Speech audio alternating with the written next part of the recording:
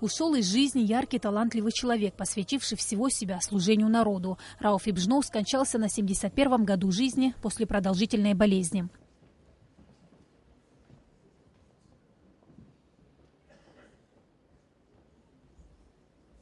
Рауф Ибжноу окончил Московский театральный институт имени Горького. Свой творческий путь он начинал именно как литературный и театральный критик. Но когда в стране наступили тяжелые времена, национально-освободительное движение абхазского народа стало частью его жизни. Рауф Ибжноу всегда был в центре политических событий. Один из создателей форума национального единства Айтглара.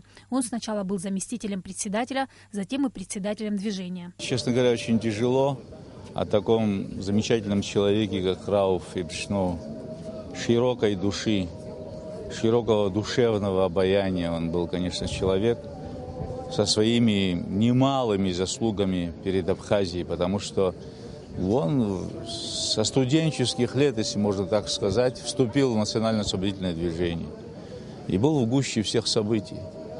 И это 70-е годы, это 80-е годы, когда создавалась такое широкое общенациональное движение Айтглара, Народный форум Абхазии Айтглара, который сыграл колоссальную роль в становлении нашей государственности.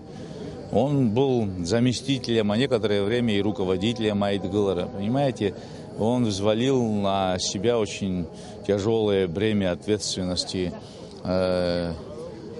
Этот как раз судьбоносный период. Потому что Айтглара смогло это движение объединить не только абхазов, но и вокруг Айтглара и другие национальные общины. В этом процессе консолидации во всем добром, значительном, незаурядном, что происходило в этом центре общенациональном, Рауф Ибжноу был одним из тех, кто задавал тон. Тогда нужно было единство. Без этого невозможно было бы выстоять, сохранить нашу самобытность, говорил Рауф Ибжноу. Те, кто знал его лично, отзываются о нем как о скромном человеке, истинном патриоте. Его друзьям и соратникам трудно говорить о нем в прошедшем времени. Много теплых воспоминаний оставил он в их сердцах. Ушел наш друг Рауф, вечная ему память. Буквально час-минуту назад я вспоминал 68-й год. Мы совсем юные, молодые. Едем поступать в литературный институт. 2 суток в поезде. Там мы и познакомились с ним фактически, перед этим. И вот то, о чем мы говорили, вот сейчас вспоминаю, вечная ему память.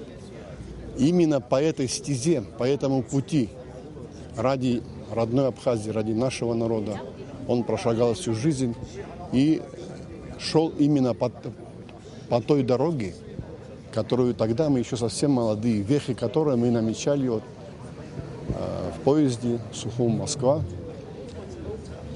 Потом жизнь была все. С этого пути он не сворачивал, как и многие наши друзья, которые живы, которые ушли, вечная память.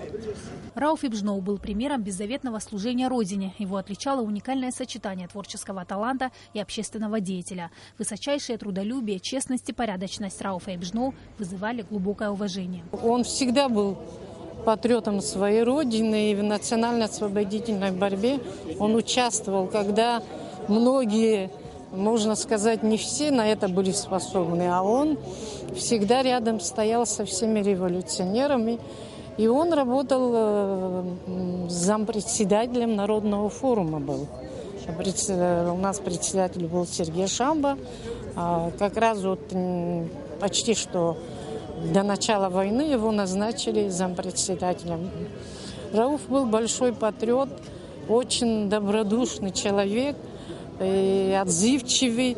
И сегодня, когда его нет, я его с теплотой вспоминаю. Рауфа Ибжноу похоронят во вторник, 16 августа, в его родном селе Джерхуа. Сима Аргун, Эльдар Дамиров, Абхазское телевидение.